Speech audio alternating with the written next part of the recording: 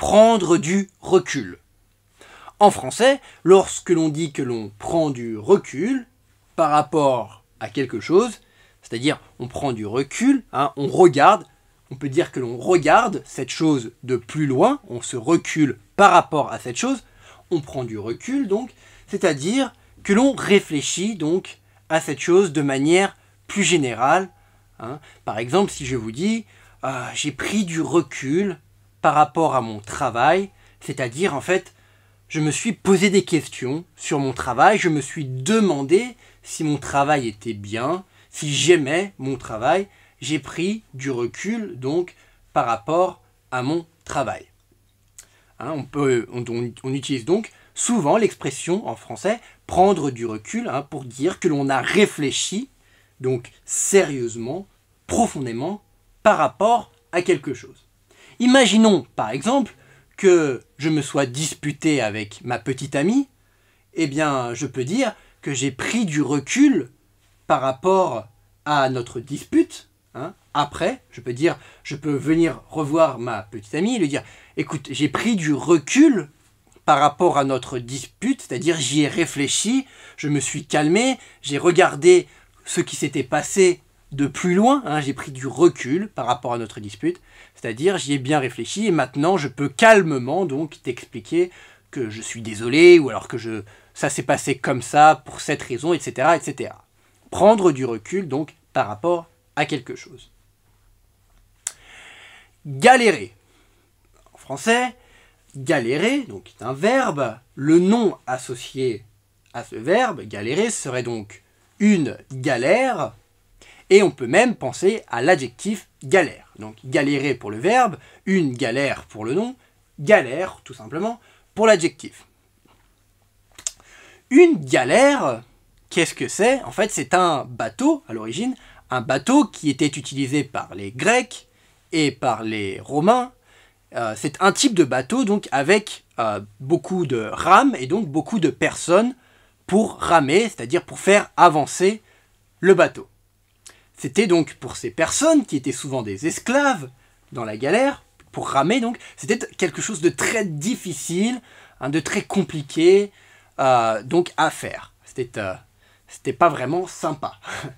Donc, en fait, a découlé de ceci le nom, donc une galère, quand on dit que quelque chose c'était vraiment une galère, c'est-à-dire c'était vraiment compliqué, c'était vraiment difficile.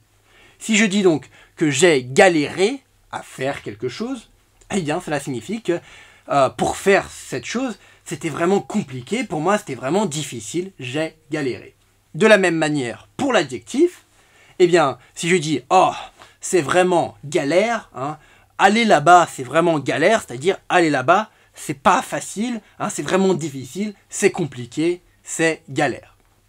Évidemment, il faut garder en tête que l'adjectif galère, le nom « oh, c'est une galère » ou le verbe « galérer » est généralement utilisé dans un contexte familier et non pas dans un contexte formel.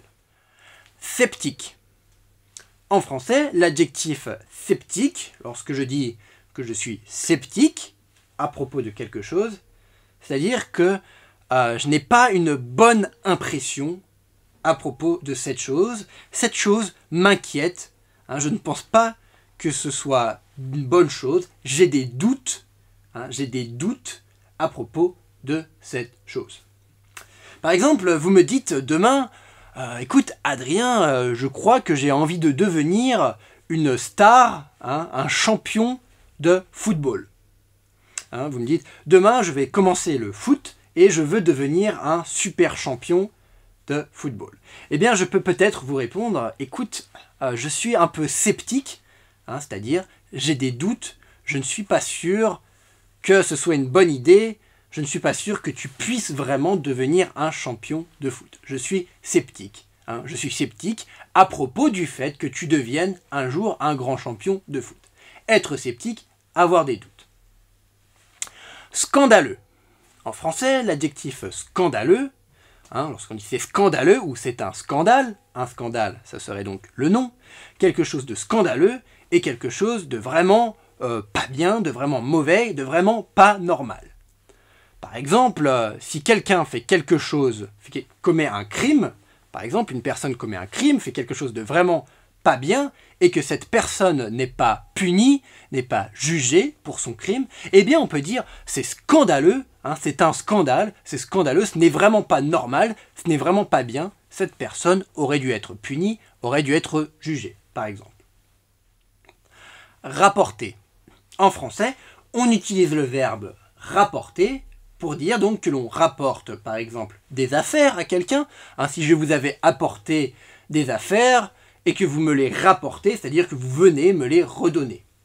On peut également utiliser en français le verbe rapporter pour dire rapporter des propos, c'est-à-dire rapporter ce que quelqu'un a dit.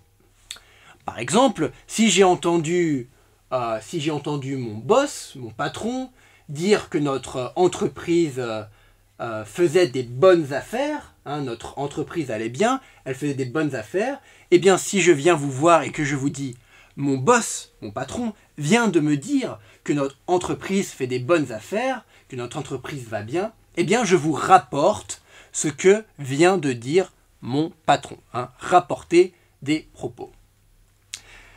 De la même manière, en français, notamment pour les enfants, donc, des fois on a des enfants qui racontent toujours aux autres les secrets des uns des autres. Hein. Par exemple, ou alors si un autre enfant a fait une bêtise et que cet enfant va le dire à la maîtresse, au professeur, etc., on va dire « Oh ben ce petit garçon il a fait une bêtise », si cet enfant va donc raconter au professeur, à la maîtresse, au maître, etc., les bêtises des autres, eh bien on appelle souvent ce petit garçon un rapporteur. Un rapporteur car il rapporte tout le temps les propos des autres, il rapporte tout le temps ce que disent les autres enfants. On appelle donc cet enfant un rapporteur. S'en sortir. S'en sortir en français, lorsque l'on dit « je m'en sors », c'est-à-dire tout va bien pour moi, je m'en sors, je suis capable donc de gérer une situation. Par exemple, si vous me demandez Adrien, j'ai entendu dire que tu avais des problèmes en ce moment, est-ce que ça va? Je peux vous répondre, ne t'inquiète pas, je vais m'en sortir. Je vais me sortir donc de la situation compliquée, ne t'inquiète pas pour moi, je suis capable de m'occuper de mes problèmes, je suis capable de m'en sortir. Un boss, en français, puisque j'ai déjà utilisé le mot un certain nombre de fois ici, un boss, en français, c'est un patron. Mon patron, mon boss, c'est la même chose. Un boss, en fait, c'est le mot patron en anglais. C'est donc un mot que l'on a importé de l'anglais. Comme je l'ai déjà dit plus tôt dans des leçons auparavant, on appelle donc ce type de mot un anglicisme. Donc, mon boss, c'est mon patron.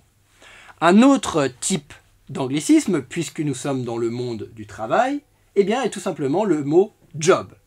Job, c'est donc travail en anglais.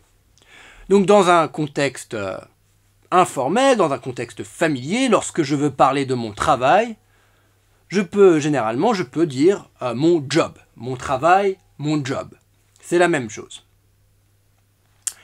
Le siège. En français, ce que l'on appelle un siège, vous le savez sûrement, c'est comme une grande chaise confortable sur lequel on peut s'asseoir. Un siège. Mais dans le monde de l'entreprise, du travail, un siège est également là où se trouve la direction de votre entreprise. Par exemple, peut-être que je travaille pour une entreprise disons à Bordeaux. Je travaille pour une entreprise à Bordeaux, mais peut-être en fait que le siège de cette entreprise est à Paris. C'est-à-dire que la direction de mon entreprise se situe à Paris. Peut-être que c'est une grande entreprise qui a donc des bureaux à Bordeaux, qui a d'autres bureaux partout autour de la France, mais le siège, la direction de l'entreprise, là où se prennent les principales décisions de l'entreprise, donc le siège se trouve à Paris, le siège d'une entreprise. Dans le monde de l'entreprise, du travail, on peut également penser aux syndicats. Les syndicats, ce sont tout simplement des organisations qui sont là pour défendre les droits des travailleurs. Les syndicats principaux en France sont par exemple FO, Force ouvrière, ou encore la CGT. Ce sont donc par exemple les principaux syndicats auxquels on peut penser en France. Les syndicats, des organisations qui défendent les travailleurs, qui défendent les droits du travail, pour être sûr que les boss, les patrons, les entreprises donc, n'abusent pas des droits des travailleurs, donc des syndicats. Démissionner. En français, lorsque l'on démissionne, c'est tout simplement que l'on quitte sa mission. Démissionner, quitter sa mission, c'est-à-dire donc quitter son travail. Si je démissionne de mon travail, je change ou pas d'ailleurs, je quitte tout simplement mon travail. Dans le monde du travail, puisque nous y sommes toujours, eh bien on peut également licencier, par exemple si je suis patron, si je suis un boss, je peux licencier des gens, c'est-à-dire leur enlever, leur reprendre leur travail, leur dire je suis désolé, je dois te licencier car je ne peux plus te faire travailler dans mon entreprise. Licencier des gens. On peut également se faire licencier si l'on travaille pour une entreprise, si l'on se fait licencier, c'est-à-dire que l'on perd son travail, que notre entreprise nous licencie, nous enlève notre travail et ensuite on doit donc retrouver un nouveau travail. Licencier, se faire licencier.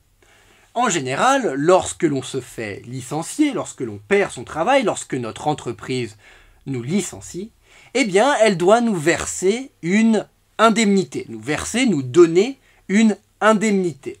Une indemnité, c'est une somme d'argent pour nous indemniser, c'est-à-dire pour nous permettre donc de survivre, d'avoir un peu d'argent de côté, le temps que l'on retrouve un travail. Une indemnité, on doit nous verser une indemnité, une somme d'argent pour nous aider, pour nous indemniser, lorsque l'on se fait licencier. Dans le monde de l'entreprise, du travail, encore une fois, puisque nous y sommes, eh bien on peut parfois parler également de crise. En français, ce que l'on appelle une crise, c'est une situation particulièrement difficile. Alors il peut y avoir une crise dans votre entreprise, cela signifie par exemple que les choses se passent mal, la situation est difficile dans votre entreprise. Par exemple, si votre entreprise perd beaucoup d'argent, qu'elle doit licencier beaucoup de gens, eh bien on peut parler de crise. Il y a une crise, une situation difficile dans votre entreprise. En 1929 ou encore en 2007, aux États-Unis et en Europe notamment, il y a eu également une crise économique. C'est-à-dire que la situation économique est devenue très difficile. Beaucoup de gens ont perdu de l'argent, les entreprises ont dû licencier, etc. etc. Une crise, comme par exemple une crise économique. Au contraire, parfois il n'y a pas de crise dans l'entreprise, les choses se passent plutôt bien et votre entreprise peut faire des bénéfices. Les bénéfices, en fait, c'est tout simplement lorsque l'on gagne plus, que l'on reçoit plus que ce que l'on a dépensé. Donc si votre entreprise gagne plus d'argent que ce qu'elle a dépensé, que ce qu'elle dépense pour payer les salaires, que ce qu'elle dépense pour payer ses locaux, ses charges, ses frais, etc., etc., eh bien, elle fait des bénéfices. Par exemple, très simplement, si j'ai acheté quelque chose 5 € et que je revends cette même chose 10 €, eh bien j'ai fait un bénéfice. J'ai fait un bénéfice de 5 €. Donc, on parle de bénéfice. Lorsque notre entreprise fait des bénéfices, eh bien peut-être que l'on peut recevoir des bonus. Un bonus, c'est quoi? Eh bien un bonus, c'est tout simplement quelque chose qui vient en plus. Si mon salaire normal est de 1500 € par mois, par exemple, et que je reçois un bonus de 500 €, je vais donc recevoir à la fin du mois 2000 €. Un bonus, c'est quelque chose qui vient en plus, qui vient s'ajouter à ce que je devais recevoir normalement. Un bonus. Lorsque l'on a des bonus, que l'on reçoit beaucoup d'argent, on peut choisir par exemple d'économiser. Économiser, cela signifie garder de l'argent de côté, ne pas tout dépenser. Économiser, garder de l'argent pour plus tard, faire des économies pour pouvoir avoir de l'argent disponible pour d'autres dépenses plus tard. Économiser. Au contraire, certaines personnes n'aiment pas économiser et même parfois elles dépensent de l'argent pour des choses dont elles n'ont pas besoin. Dans ce cas, on peut utiliser l'expression « jeter l'argent par la fenêtre ». Lorsque l'on dit que quelqu'un jette l'argent par la fenêtre, donc on s'imagine bien, on ouvre la fenêtre, on prend de l'argent et on le jette, c'est-à-dire que l'on dépense beaucoup d'argent sans raison, on dépense beaucoup d'argent pour des choses dont on n'a pas besoin. Jeter l'argent par la fenêtre.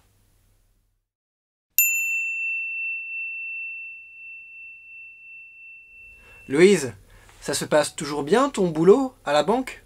Bof, je suis passée à mi-temps car je veux reprendre des études et du coup, ça m'a permis de prendre un peu de recul sur ce que je fais dans cette banque. Comment ça?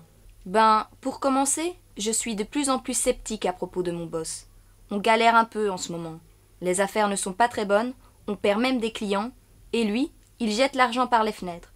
Il arrive toutes les 2 semaines au boulot avec une voiture différente. Sérieux? Mais ça ne se fait vraiment pas, surtout en période de crise. Ouais, je sais. Et ce n'est pas tout. Il nous a dit que, vu la situation de la banque en ce moment, qu'on ne fait pas de bénéfices depuis un moment, il a d'augmentation de geler les salaires. Pas d'augmentation. Sauf pour lui, évidemment, puisqu'il va toucher ses bonus. Mais c'est scandaleux! Et personne ne fait rien? Et qu'est-ce que tu veux qu'on fasse? Je ne sais pas, moi. Vous pourriez rapporter la situation au siège de l'entreprise ou demander au syndicat d'intervenir. Ouais, je sais pas trop. Comme je t'ai dit, je suis passée à mi-temps. Et je ne compte plus trop sur ce job.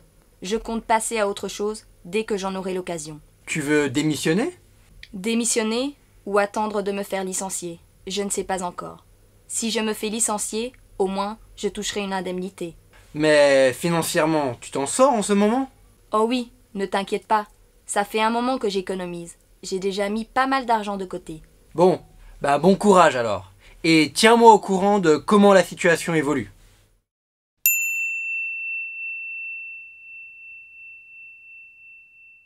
Louise, ça se passe toujours bien ton boulot à la banque? Bof, je suis passée à mi-temps car je veux reprendre des études et du coup, ça m'a permis de prendre un peu de recul sur ce que je fais dans cette banque. Comment ça? Pour commencer, je suis de plus en plus sceptique à propos de mon boss. On galère un peu en ce moment. Les affaires ne sont pas très bonnes, on perd même des clients et lui, il jette l'argent par les fenêtres. Il arrive toutes les 2 semaines au boulot avec une voiture différente. Sérieux? Mais ça ne se fait vraiment pas, surtout en période de crise. Dans ce dialogue numéro 3 de cette leçon numéro 22, Adrien et Louise discutent ensemble donc de la situation professionnelle de Louise, c'est-à-dire de son travail. Adrien demande alors à Louise donc comment se passe son travail, si ça se passe toujours bien.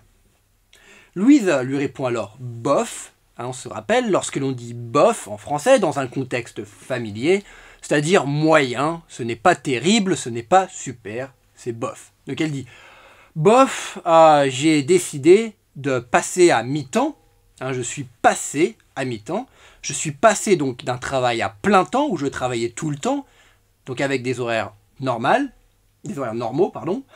je suis passé d'un travail à plein temps à un travail à mi-temps, donc où je ne travaille que la moitié du temps.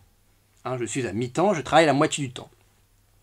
Louise explique alors que donc passer à mi-temps lui a permis de prendre du recul sur son travail. Prendre du recul, c'est-à-dire de réfléchir vraiment à son travail. Est-ce qu'elle aime vraiment son travail ou pas? Est-ce qu'elle veut changer de travail, etc. Elle a pris du recul sur son travail, sur ce qu'elle fait donc dans cette banque où elle travaille. Adrien demande alors à Louise comment ça, c'est-à-dire est-ce que tu peux me donner des précisions, pourquoi, comment, qu'est-ce que tu veux dire quand tu dis que tu as pris du recul par rapport à ton travail. Louise lui dit donc tout d'abord, pour commencer, je suis de plus en plus sceptique par rapport à mon boss. Je suis de plus en plus sceptique, j'ai de plus en plus de doutes sur mon boss. Hein. J'ai l'impression que mon boss n'est pas une très bonne personne, n'est pas un très bon boss. Je suis de plus en plus sceptique à propos de lui. Hein. Je ne pense pas qu'il puisse très bien faire son travail. J'ai des doutes, je suis sceptique. Louise explique alors qu'on galère, hein, son entreprise galère, les employés de son entreprise galèrent, hein, ils ont des difficultés, la situation est difficile pour eux, ils galèrent, ce n'est pas facile donc, ils galèrent à l'entreprise et elle explique donc que son boss, lui, elle explique d'abord que son entreprise perd de l'argent, hein, son entreprise perd de l'argent, la situation est difficile, donc c'est galère. L'entreprise ne fait pas de bénéfices, hein, ne fait plus de bénéfices, l'entreprise perd de l'argent, et elle explique son boss, lui, eh bien, même si l'entreprise a des difficultés, même si l'entreprise, la banque donc, galère, eh bien lui, il jette l'argent par les fenêtres. C'est-à-dire, il gaspille de l'argent, hein, il gaspille, il ne fait pas d'économie, il dépense de l'argent inutilement, hein, il dépense de l'argent pour des choses dont il n'a pas besoin, hein, il dépense de l'argent pour des choses qui ne sont pas nécessaires, il jette l'argent par la fenêtre. Louise explique d'ailleurs qu'il arrive au boulot, hein, il arrive au travail, toutes les 2 semaines, donc une semaine sur 2, toutes les 2 semaines, avec une voiture différente. Donc il jette l'argent par les fenêtres, car il achète toujours des voitures différentes. Hein, une fois sur 2, une semaine sur 2, il a une nouvelle voiture. Adrien répond alors sérieux, sérieux, hein, même Adrien est en train de dire donc sérieusement, hein, sérieux, donc dans un contexte familier, encore une fois, on peut dire ça à un ami sérieux, hein, plutôt que de dire sérieusement, vraiment, hein, on peut dire simplement sérieux. Adrien ajoute, ça ne se fait vraiment pas, hein, ça ne se fait vraiment pas, ce n'est vraiment pas quelque chose que l'on devrait faire, que l'on pourrait faire, hein, que l'on devrait pouvoir faire quand on est boss, quand on est patron d'une banque, hein, et surtout quand la banque a des problèmes, quand il y a donc une crise, comme c'est le cas en ce moment, hein, puisque la banque de Louise perd de l'argent, les affaires ne vont pas bien, et ils perdent des clients. Hein. Il y a de moins en moins de gens qui viennent donc donner leur argent, déposer leur argent à la banque dans laquelle travaille Louise. Donc Adrien dit, ça ne se fait pas, ça ne se fait pas, on ne devrait pas pouvoir faire des choses comme ça, ce n'est pas correct de faire cela, de faire ce genre de choses. Donc de jeter l'argent, de gaspiller l'argent, de jeter l'argent par les fenêtres quand il y a une crise dans son entreprise. Ouais, je sais. Et ce n'est pas tout. Il nous a dit que, vu la situation de la banque en ce moment, qu'on ne fait pas de bénéfices depuis un moment, il a d'augmentation de geler les salaires. Pas d'augmentation. Sauf pour lui, évidemment, puisqu'il va toucher ses bonus. Mais c'est scandaleux! Et personne ne fait rien? Et qu'est-ce que tu veux qu'on fasse? Bah je ne sais pas, moi. Vous pourriez rapporter la situation au siège de l'entreprise ou demander au syndicat d'intervenir. Ouais, je sais pas trop. Comme je t'ai dit, je suis passée à mi-temps, et je ne compte plus trop sur ce job. Je compte passer à autre chose dès que j'en aurai l'occasion. Ici, après qu'Adrien ait dit à Louise ça ne se fait vraiment pas ce que fait ton boss, ce que fait ton patron, hein, puisqu'il jette l'argent par les fenêtres alors même que sa banque, son entreprise est en crise, a des difficultés, eh bien Louise lui répond ouais, et ce n'est pas tout, hein, ce n'est pas tout, il y a autre chose. Non seulement il jette l'argent par les fenêtres, mais en plus, il a fait d'autres choses. Donc Louise va en parler à Adrien, elle dit ce n'est pas tout. Hein, il nous a expliqué, donc leur boss, le boss de Louise, il nous a expliqué que vu la situation de la banque, vu la situation de l'entreprise, hein, c'est-à-dire étant donné, hein, puisque l'entreprise a donc des difficultés, qu'elle est en crise, qu'elle ne fait plus de bénéfices, hein, c'est-à-dire qu'elle gagne moins d'argent qu'elle en dépense, hein, donc elle perd de l'argent, elle ne fait pas de bénéfices, et bien vu que la situation est difficile, que les choses ne vont pas bien dans l'entreprise, qu'il y a une crise, etc., eh bien le boss de Louise, son patron, a annoncé, a expliqué aux employés, aux salariés de la banque, eh bien que les salaires allaient être gelés. gelée, lorsqu'il gèle, lorsque l'eau gèle, l'eau devient solide, elle ne bouge plus, en quelque sorte, c'est l'image ici. Lorsque les salaires sont gelés, eh bien, ils ne bougent plus, c'est-à-dire, dans ce cas ici, ils n'augmentent pas. Ils sont gelés, les salaires sont gelés, donc il n'y aura pas d'augmentation cette année. Pour les employés de la banque dans laquelle travaille Louise, les salaires seront gelés, il n'y aura pas d'augmentation, car la banque perd de l'argent.